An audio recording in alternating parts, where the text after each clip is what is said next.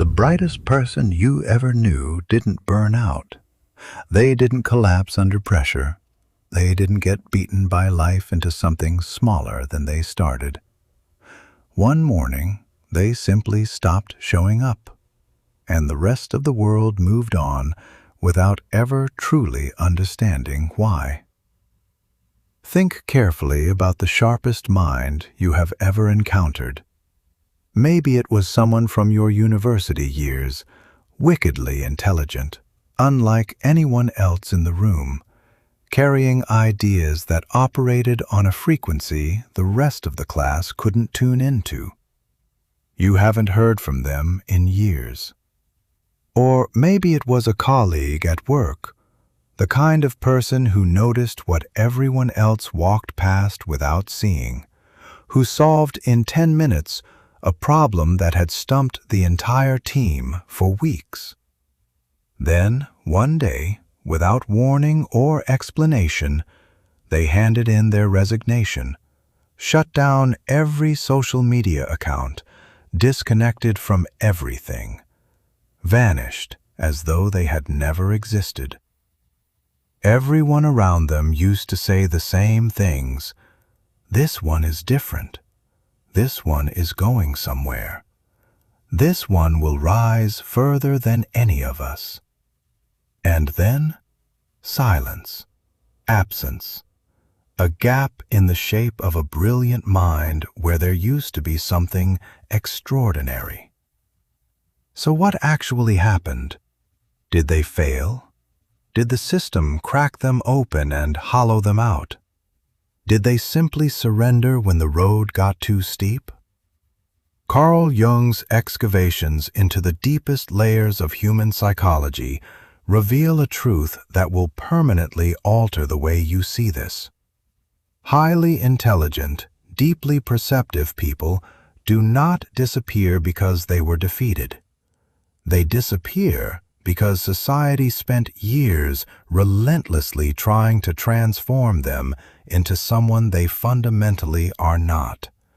And one day, with complete clarity, they chose to stop performing that role. They walked off the stage, not in defeat, not in shame, in absolute, devastating clarity. And if you have ever felt that same pull yourself, that quiet and persistent ache to retreat, to withdraw, to sever yourself from a world that never quite felt like it was built for you, then Jung's work is speaking directly to you. There is nothing wrong with you.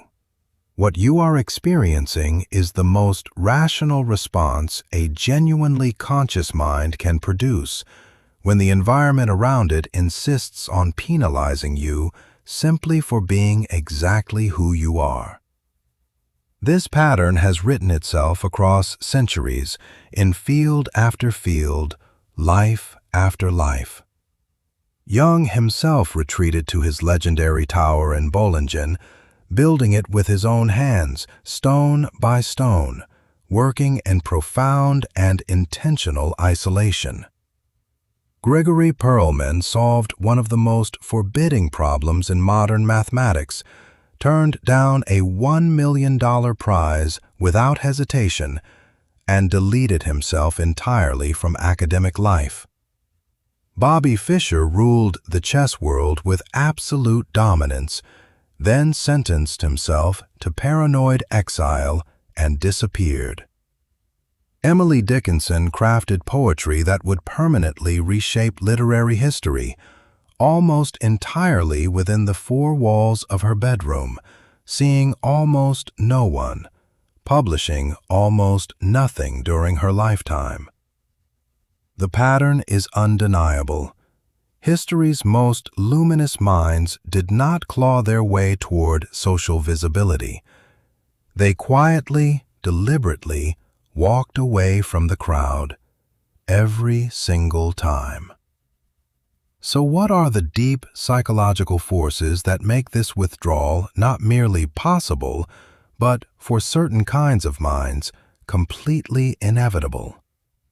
Today on Jung Philosophy, I'm going to walk you through exactly why the most gifted and perceptive people vanish silently from our lives. This is Jung's most unsettling truth about the disappearance of the intellectual, and it will very likely illuminate feelings inside you that you have never been able to fully name. Carl Jung permanently altered the landscape of psychology with his discovery of the collective unconscious. This is a shared mental architecture that every human being inherits at birth, without exception or choice. It consists of beliefs, instincts, and deeply embedded social patterns wired into the mind long before conscious thought begins to form. It is the invisible wall behind every unspoken cultural rule, every mechanism that enforces conformity without ever announcing it is doing so. But what Jung identified, the recognition that altered everything, was this: the overwhelming majority of people never move beyond the perimeter of the collective unconscious. They think what their culture, their family, and their surroundings have instructed them to think. They desire what advertising has conditioned them to desire. They believe what authority has programmed them to believe. And the most disorienting detail of all, they have absolutely no awareness that any of this is occurring. They are sincerely convinced that their thoughts are original, independent, and entirely their own. In truth, they are replaying pre-installed social recordings over and over, without variation, without examination. Jung called this living in identification with the collective. Everyone wears the same invisible mental uniform. Everyone performs the same unwritten script. But those who carry genuine intelligence naturally overflow the edges of that programming. They scrutinize the inherited certainties others treat as self-evident. They perceive the hollow scaffolding behind the social arrangements everyone else accepts without question. They recognize that what the majority treats as unshakable reality is, in fact, a vast and carefully maintained illusion that holds its shape only because enough people have agreed, without ever being asked, to stop questioning it. Jung called this process of awakening individuation, the journey of becoming your authentic self rather than a cheap replica assembled from surrounding expectations. And this is precisely where the serious problems begin. Because society does not merely dislike individuation, it punishes it, systematically and without mercy. Think about this carefully. When you meet someone physically stronger than you, admiration is natural.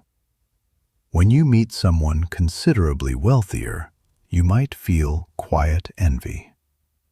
But when you encounter someone who is clearly and unmistakably more intellectually capable than you, something entirely different and far darker is triggered in the human brain.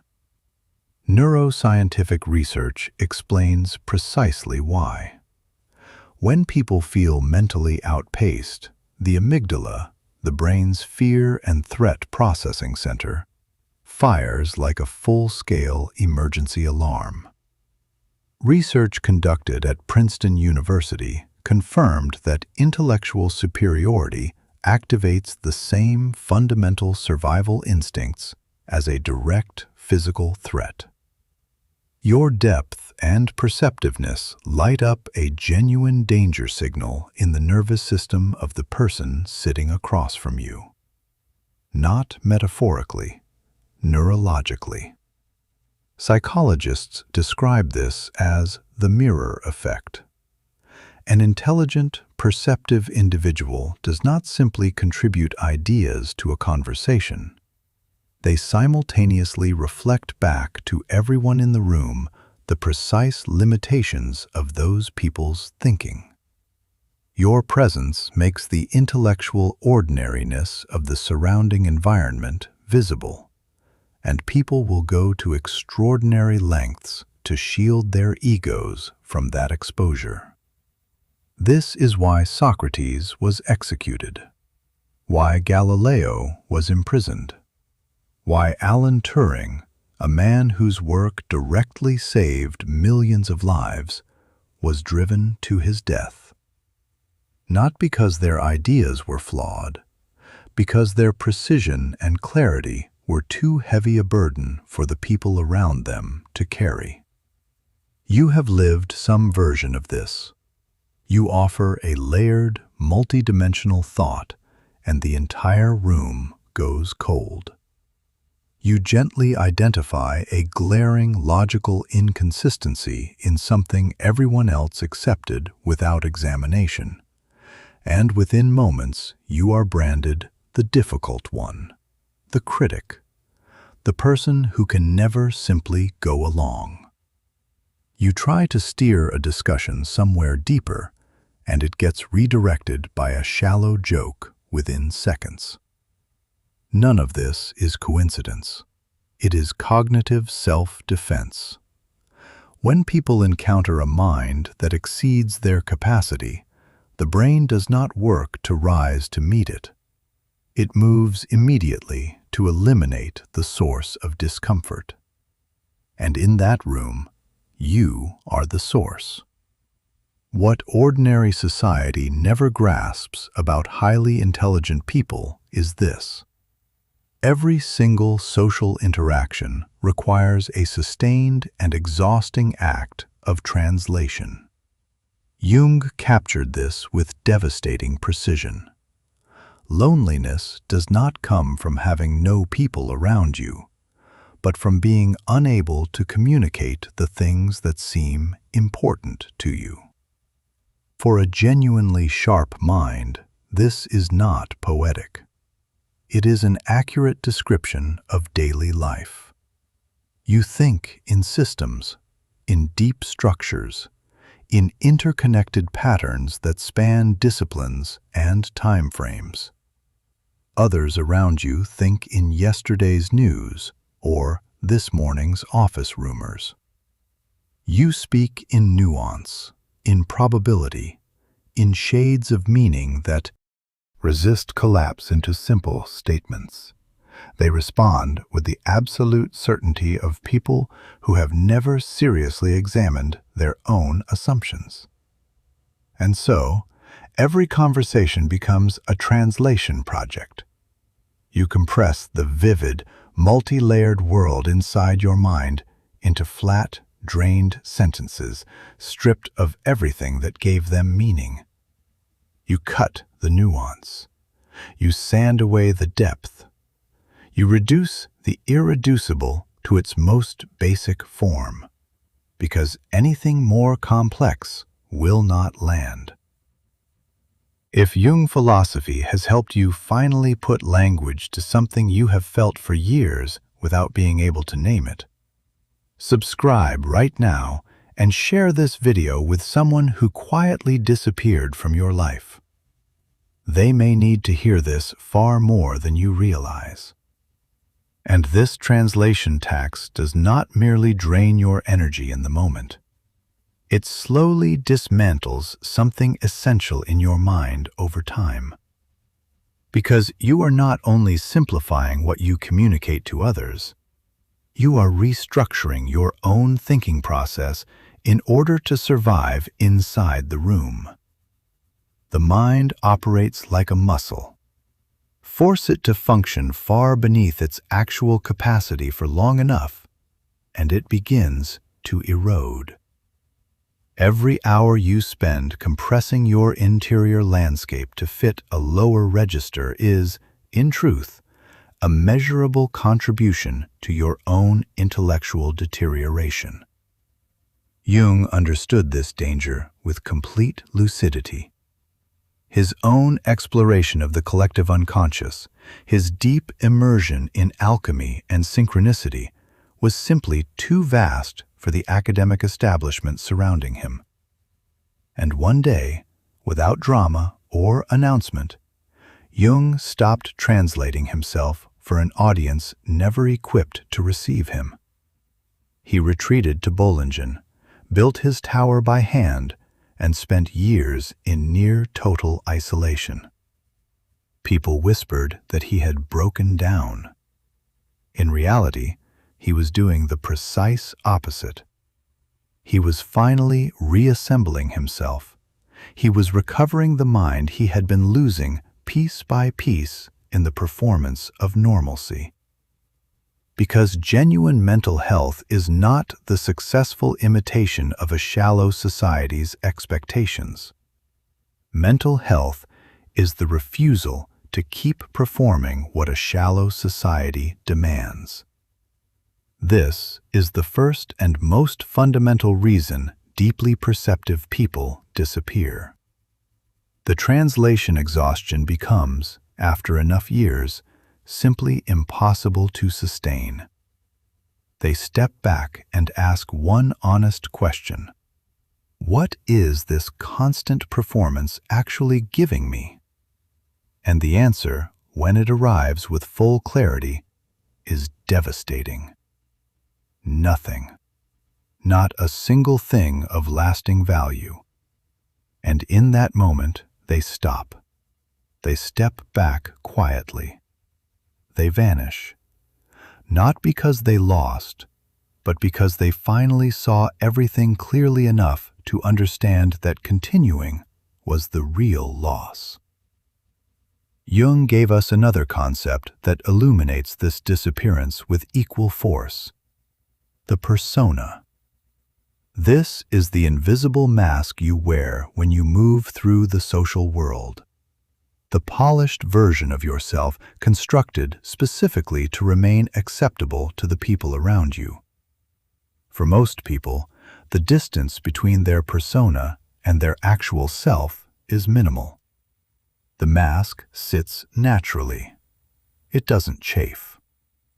But for those with higher intelligence and deeper self-awareness, the chasm between the persona society demands and who they genuinely are is bottomless. The character the external world requires, agreeable, uncomplicated, predictable, never genuinely challenging, is so fundamentally opposed to their nature that wearing it becomes an act of ongoing psychological punishment. They swallow the questions pressing hard against the inside of their chest. They keep their sharpest observations entirely to themselves. They pretend not to notice the contradictions that the people around them choose every single day to overlook. Jung wrote that the greatest privilege available to any human being is to become who one truly is. But society issues a different instruction. It demands that you remain safely inside the mold it has already decided you should occupy. Here is what this looks like on an ordinary afternoon. You are sitting in an airless conference room. Someone presents a plan with 5 clearly visible and fatal flaws. Flaws you identified before they finished their opening sentence.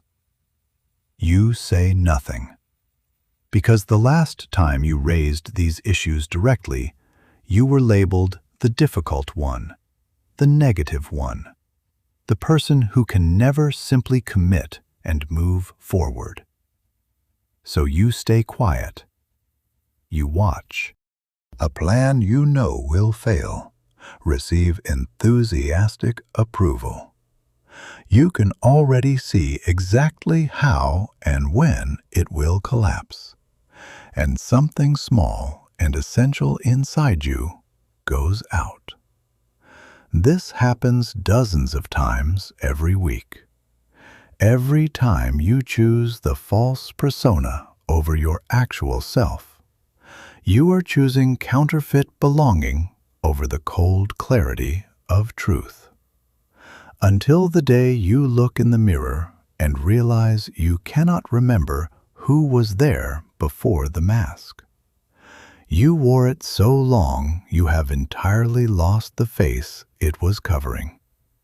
Research from Stanford University found that individuals with an IQ above 130 spend an average of 6 to 8 hours every single day managing their external presentation, suppressing what they observe, performing a version of normalcy that bears only a surface resemblance to what is actually happening inside them. 6 to 8 hours. A full second shift built entirely from pretense. And eventually, the accumulated weight of it becomes impossible to carry. They vanish, not because they failed at the performance, but because they finally recognized what the performance was costing them. Jung introduced one final concept that cuts even deeper: the shadow. The shadow encompasses everything within us that we are unwilling to confront. The denied aspects, the rejected capacities, the parts locked away in darkness because acknowledging them demands more courage than most people can summon. And here is what Jung discovered that makes this directly relevant. Highly intelligent people, without any intention whatsoever, automatically bring the shadow material of the people around them to the surface. The moment you step into a room, something activates in the unconscious of everyone present. Your depth triggers an awareness, however dim and uncomfortable, of their own intellectual shallowness. Your clarity casts light on the habitual assumptions they have never examined.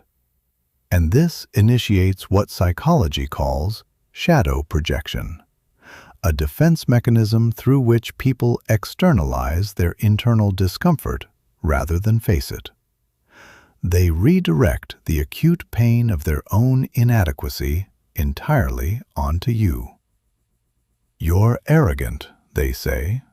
You think you're superior. You make people feel small. But here is what is actually happening. You did nothing. Your natural, unperformed presence was sufficient to force a confrontation with something they have spent years avoiding. Have you experienced this? Have you been called arrogant without ever saying a self-aggrandizing word? Have you been accused of looking down on people when you were only trying to understand them? You were simply existing at your natural level, and that alone registered as a threat to the fragile architecture of their self-image. If you are watching this and recognize yourself in what has been described, write, "I am done making myself smaller so that others feel more comfortable," in the comments right now. You have been carrying that truth for a long time. Let it out. There is one more layer that Jung perceived with particular sharpness. If your mind possesses the capacity to read patterns, to see through the surface of events to the mechanisms actually driving them, then human behavior becomes almost entirely predictable to you. And for a sharp, stimulus-seeking mind, predictability is a form of slow cognitive death. Jung wrote, "Thinking is difficult. That's why most people judge." Once you have decoded how people fundamentally operate, you cannot undo that knowledge. You know what someone is going to say before they open their mouth. You can map the exact emotional trajectory they will follow in response to any given situation, before it has even developed. Because the majority of people are not genuinely thinking. They are running the social conditioning that was installed in them, replaying it on a loop, unaware that the loop exists. The Dunning-Kruger effect illuminates the dark comedy underneath all of this. People of limited intellectual capacity systematically overestimate their own competence. They believe their most routine comment constitutes a profound and original insight. In reality, it is the same recycled formulation delivered with unearned conviction. Sit through one political debate where every participant is performing their pre-assigned position, and you have already sat through every political debate you will ever witness. Attend one gathering where people trade motivational phrases from pop psychology books. You already know how every future version of that conversation ends. I have had this exact exchange with 23 different people, the perceptive mind registers quietly, and every one of them believed they were saying something new. This recognition corrodes something vital, because genuine intelligence craves novelty, unexpected connection, the idea that genuinely destabilizes what was previously settled. And once you have mapped the predictable machinery of average human behavior, ordinary social life has nothing left to offer that function. This is precisely why Jung himself preferred the company of dead philosophers to living colleagues at sophisticated dinner gatherings. Nietzsche could still genuinely surprise him. Kant could still push back against his assumptions in ways he hadn't anticipated.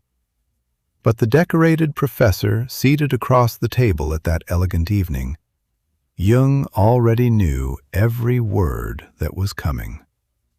Why invest irreplaceable time in a script you have already memorized when your solitude contains ideas that can still catch you completely off guard? And here, Jung's analysis reaches its most uncompromising conclusion. This society was not constructed to nurture intelligence.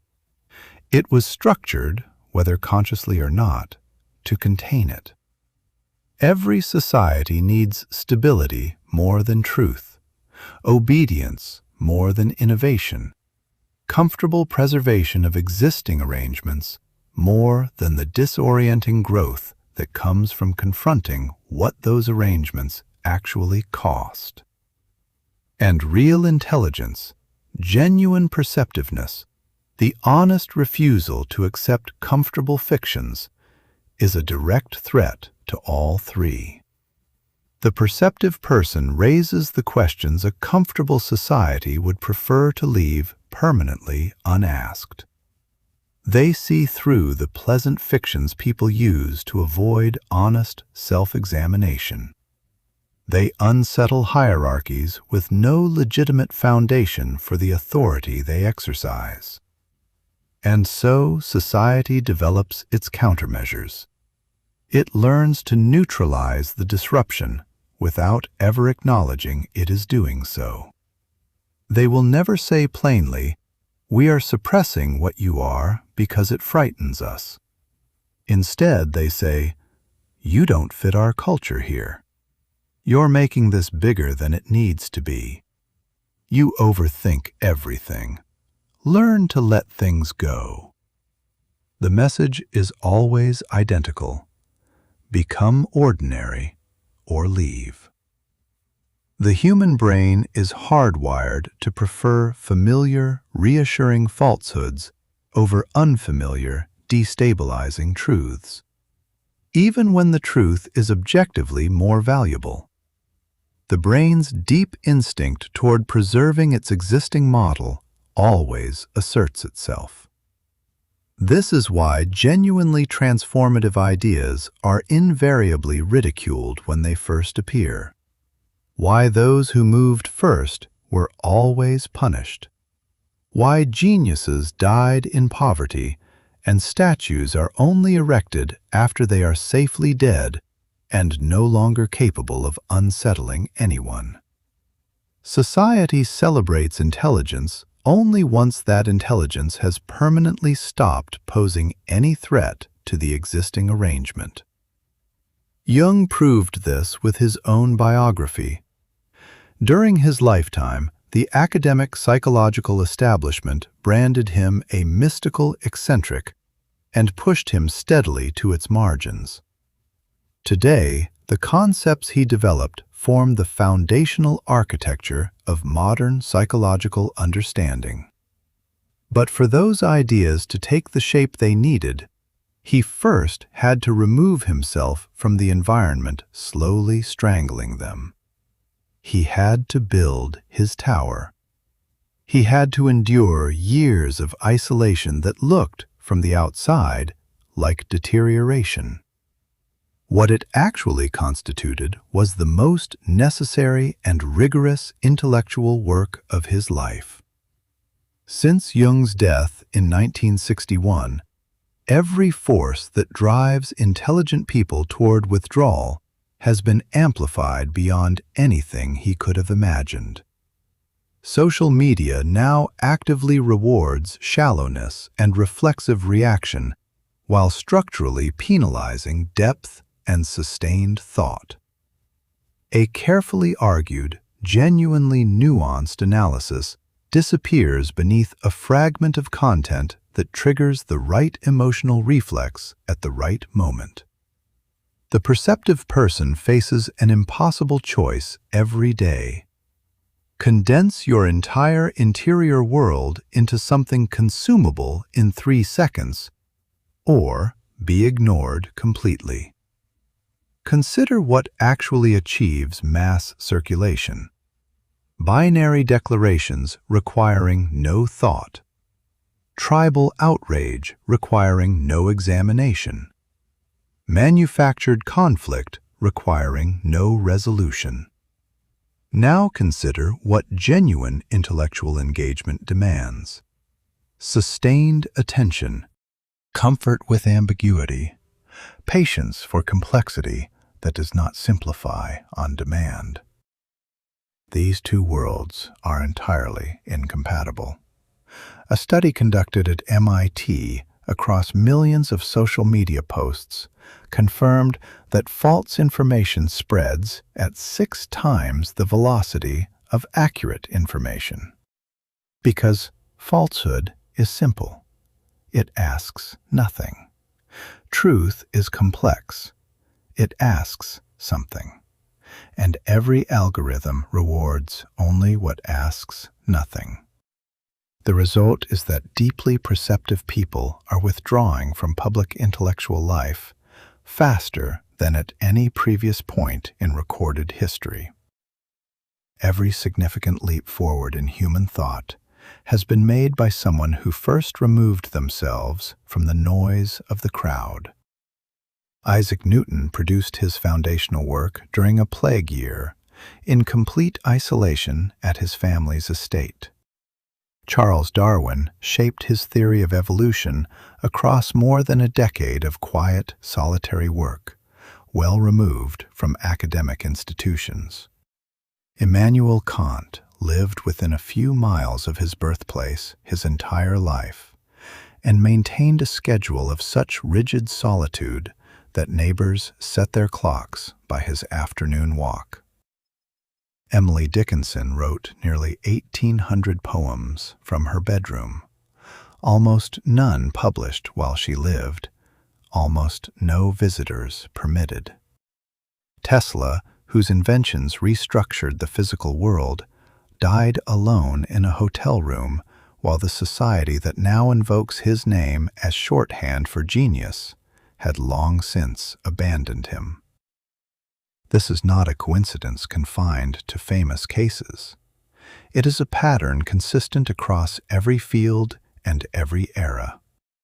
Society does not embrace living intelligence. At best, it tolerates it through gritted teeth. Most often, it grinds it down. And only after that intelligence is gone does the same society package it into something profitable. Jung named this recurring cycle the persecution of individuated consciousness by the collective. If what has been described throughout this video maps onto something real in your own history, if you have seen your own experience reflected in these patterns, then you are most likely already in the early stages of your own quiet withdrawal. The signs Jung identified are specific and consistent. You leave social situations not energized, but emptied, as if something essential was taken from you while you were present. You find yourself choosing solitude and your own thoughts over the company of most people, without guilt, without elaborate explanation. You have begun declining invitations without the discomfort of justifying it. You feel a deepening alienation from your professional world, regardless of your competence within it. You contribute less and less to conversations, not because you have less to think, but because the effort of making yourself genuinely understood no longer feels worth it. You are spending more time alone than ever before. And that solitude does not register as loneliness. It registers, unexpectedly, as relief. These are not warning signals.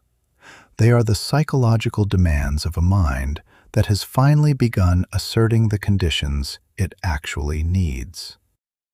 A significant study published in the British Journal of Psychology found with statistical clarity that individuals with higher measured intelligence report substantially lower life satisfaction the more frequently they socialize. The researchers' conclusion was unambiguous. The more intelligent a person is, the less they gain from ordinary social interaction, and the more it costs them.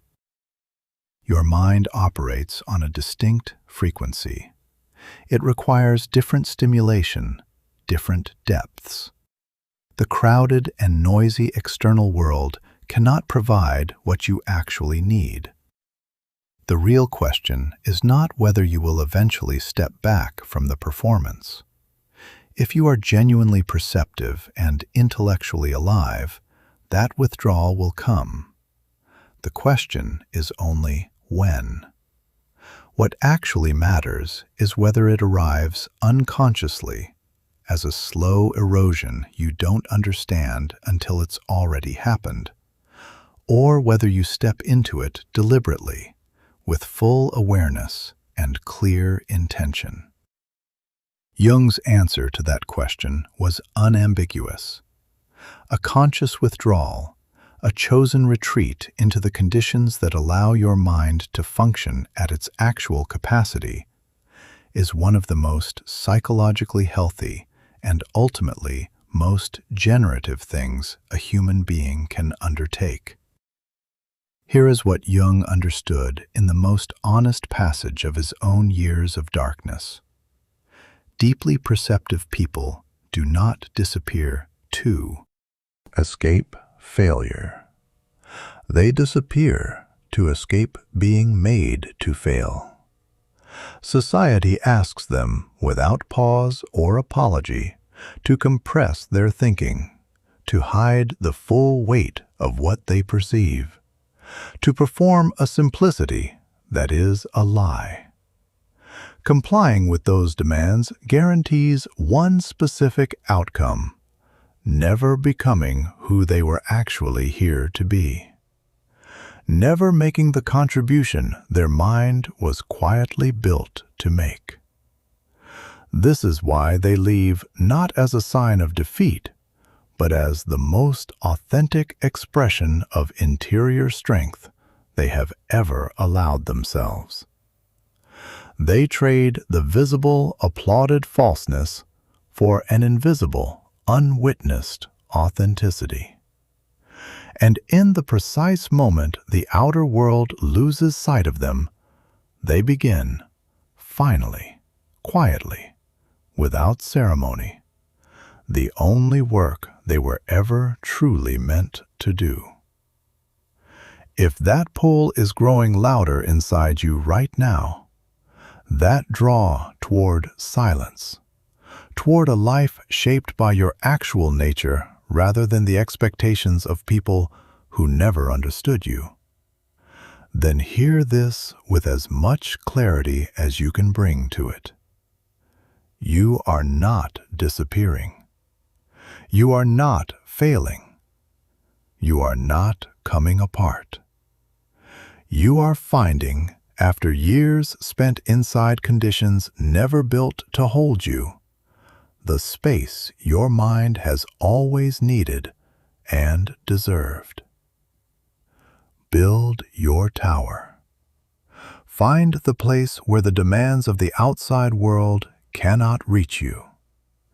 Release the connections that have consistently taken more than they have ever returned.